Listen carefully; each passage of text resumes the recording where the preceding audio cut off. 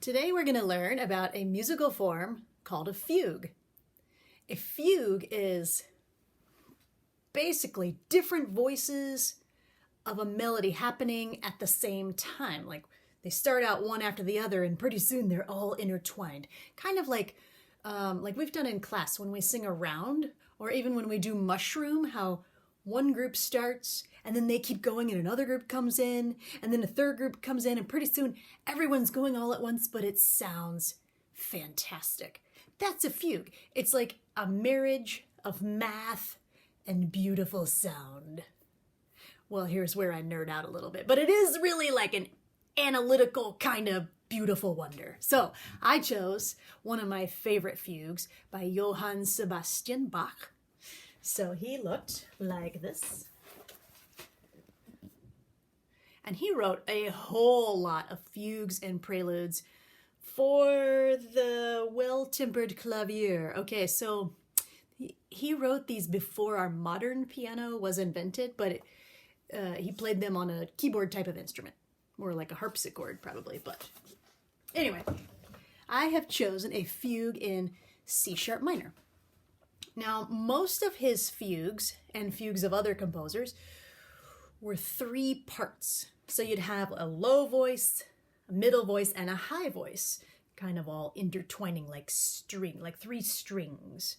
But this one is 5 voices.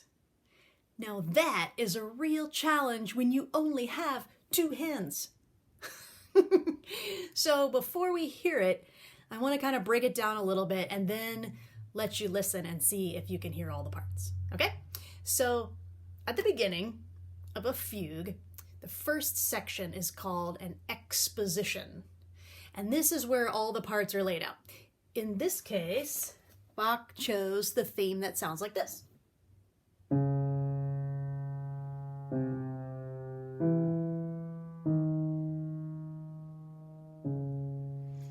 Okay, so normally the sopranos would sing it first, and then the altos, and then the basses, but this one he did it backwards. So the bass starts, and then the tenor, and then the alto, and then something in the middle, mid-alto, and then soprano. He's going to stack up all 5 voices. So in the exposition, once the first group, let's say the basses do that part, after they say that statement, then the next group does it, then the next, and after they all say it one time, that's the beginning of the exposition, okay?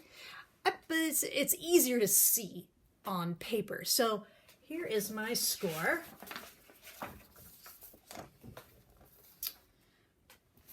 But it looks a little, complicated. So just ignore a lot of the pencil markings. I used this one in college and studied it for quite a while, so it's all marked up.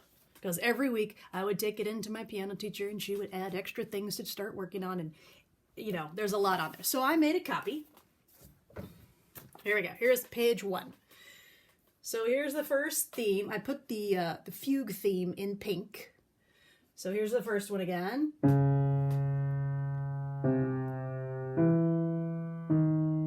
Okay, and then right after that, the next one jumps in. It's the same thing, but higher.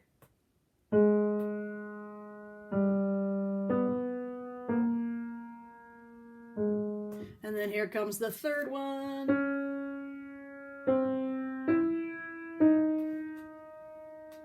And then they kind of noodle around for a minute to get back to the chord they want, and then here comes the fourth one.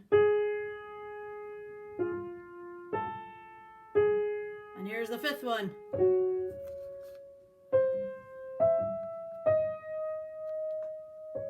Okay, so I just played 1, 2, 3, 4, 5.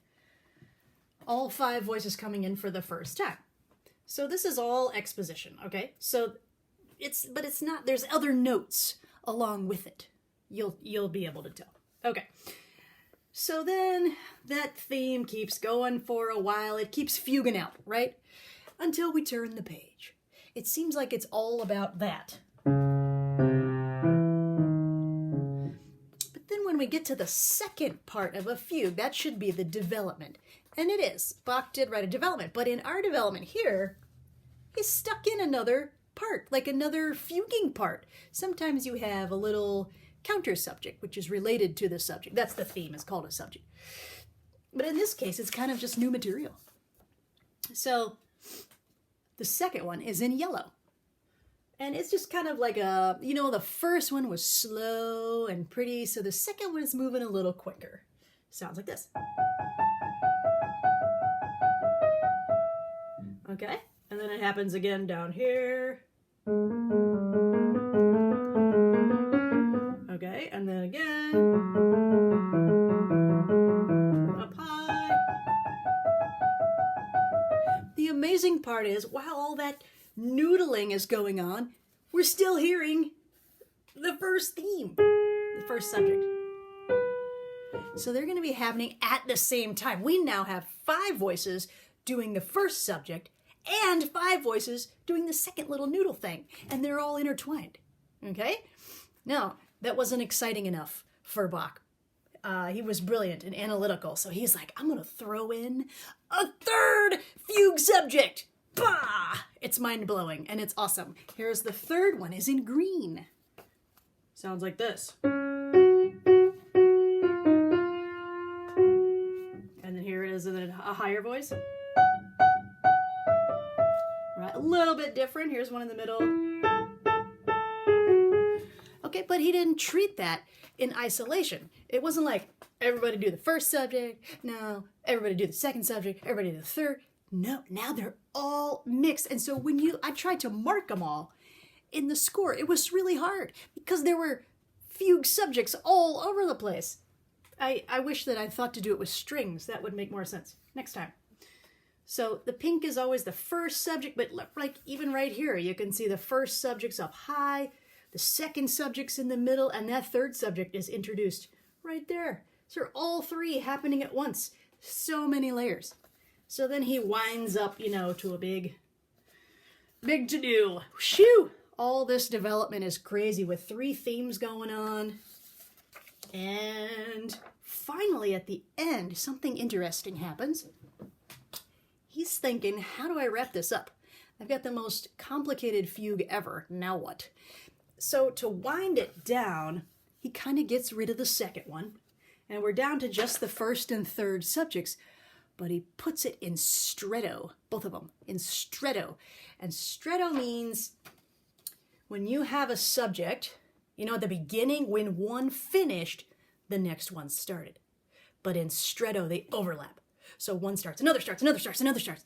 And no one has time to finish, and it's building up to a gigantic, awesome climax. So here it starts going crazy. You can see pink and green all over my paper, because the first subject is overlapping all over the place, and the third subject is the green part overlapping all over the place between 5 voices. The pianist's hands, you know, it's tricky. So I'm going to let you hear it, and I'm going to have you see in your mind, listen for those subjects. So the first one was...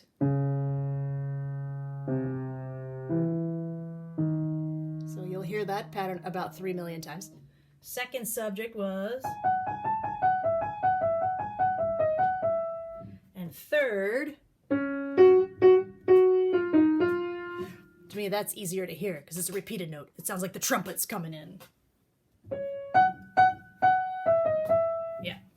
Okay, so I'm going to play it. Maybe close your eyes and just listen and see if you can hear all of parts. It's magical.